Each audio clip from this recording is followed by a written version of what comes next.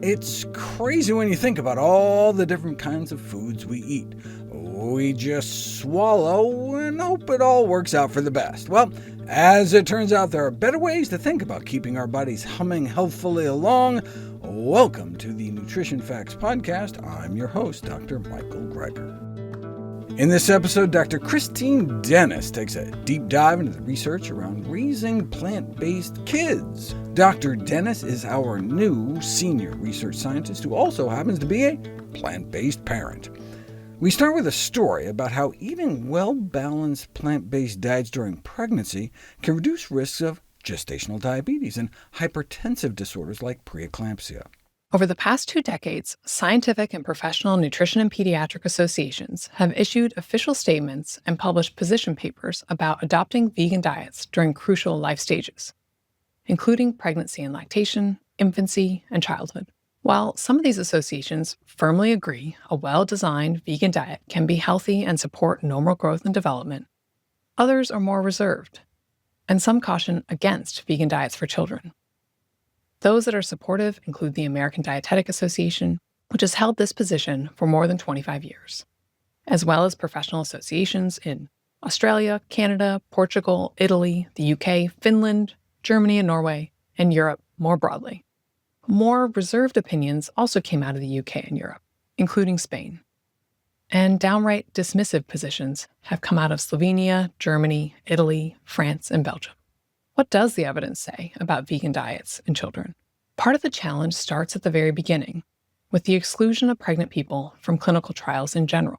With such compelling needs, why are pregnant women largely excluded from clinical research? Often due to ethical concerns, dominated by fears of fetal harm. Even non-pregnant women of reproductive age often have to commit to contraception during the research period, and those who become pregnant must leave the study with their data excluded. That all adds up to a lack of clinical trial data on pregnant women. Paradoxically, these precautionary measures may not have made pregnant moms or their babies safer because of the resulting lack of evidence. Some of the commentary around vegan diets for children includes this same concern about the lack of data. One researcher stated, "In children, we do not have many good quality studies, and the studies we do have come mostly from vegetarian children, and they are of very varying quality." But researchers are attempting to fill this void, starting with to vegan or not to vegan when pregnant, lactating, or feeding young children. The oldest and largest association of nutritional professionals in the world, the Academy of Nutrition and Dietetics, considers a completely plant-based diet to be suitable during pregnancy, lactation, infancy, and childhood, provided it is well-planned. What exactly does well-planned mean? First of all, a diet rich in a wide variety of plant foods, grains, legumes such as beans, lentils, split peas, and chickpeas, fruits and veggies, nuts and seeds, herbs and spices. We want to limit vegetable fats so they don't displace more nutrient-dense foods. And if you do use them, choosing them carefully. For example, avoiding trans fats and tropical oils. Also, taking a DHA supplement, consuming enough calcium, and ensuring sufficient vitamin D. And most importantly, not forgetting about vitamin B12. As Dr. Greger has covered extensively, because it is so important to ensure a regular and reliable source of vitamin B12. Balanced plant-based diets mean eating a wide variety of plant foods in order to sufficiently meet energy requirements and paying attention to some nutrients that may be critical, iodine included. It's one nutrient that should also be supplemented during pregnancy and breastfeeding. What are the impacts on mother's health of following a vegetarian diet during pregnancy? Gestational diabetes affects around 14% of pregnancies globally, and even more in some regions of the world. It's also at the center of the vicious cycle of diabetes begetting diabetes, linked not only to adverse pregnancy and birth outcomes, but greater long-term risk of cardiometabolic disorders for both moms and babies.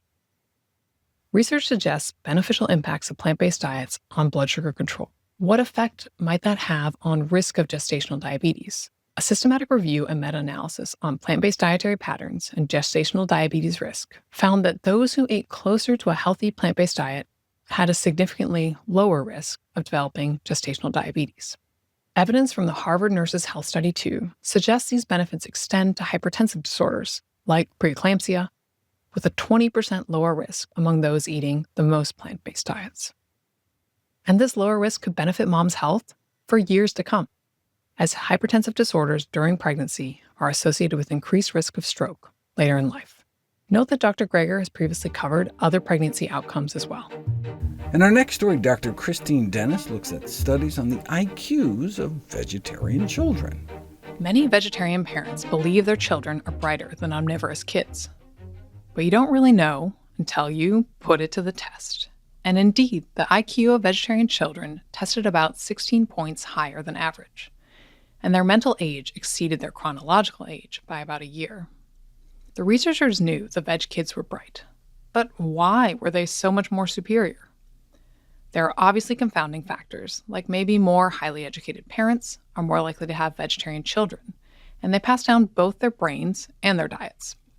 Even if there is a cause and effect relationship between vegetarianism and IQ, were the children smarter because they were vegetarians, or did they become vegetarian because they were so smart? Researchers in the UK followed 8,000 kids for decades. They measured their IQ at age 10, then came back 20 years later and asked which of them had become vegetarian during that time. And indeed, the smarter kids had an increased likelihood of being a vegetarian as an adult. The researchers even quoted Benjamin Franklin, saying that vegetarian diets result in greater clearness of head and quicker comprehension. According to the largest and oldest association of nutrition professionals in the world, strictly plant-based diets are appropriate for all stages of the life cycle, including childhood, and may indeed provide health benefits. What about plant-based diets and growth in children? Some studies show that children raised on restrictive macrobiotic diets suffer from growth stunting, while others show that those raised plant-based may end up being up to an inch taller.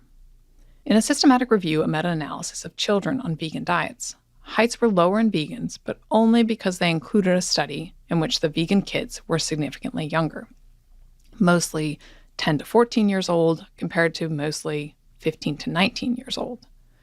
Once you remove the study with the age disparity, the height disparity also disappears. What about width disparity? Population studies indicate that vegetarian diets are associated with a lower prevalence of obesity in both adults and children. Visit NutritionFacts.org/audio to see all the podcast episodes with descriptions that include links to their associated videos. Sources cited and other details are available on each video's page. Information about my books, How Not to Die, How Not to Diet, and How Not to Age is at NutritionFacts.org/books. And as always, all proceeds I receive from the sales of all my books goes to charity.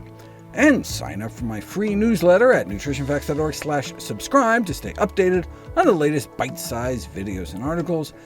NutritionFacts.org is a science-based nonprofit. Everything on the website is free. There are no ads, no corporate sponsorships, no kickbacks, strictly non-commercial, not selling anything. Just put it up as a public service, as a labor of love, as a tribute to my grandmother, whose own life was saved with evidence-based nutrition. Thanks for listening.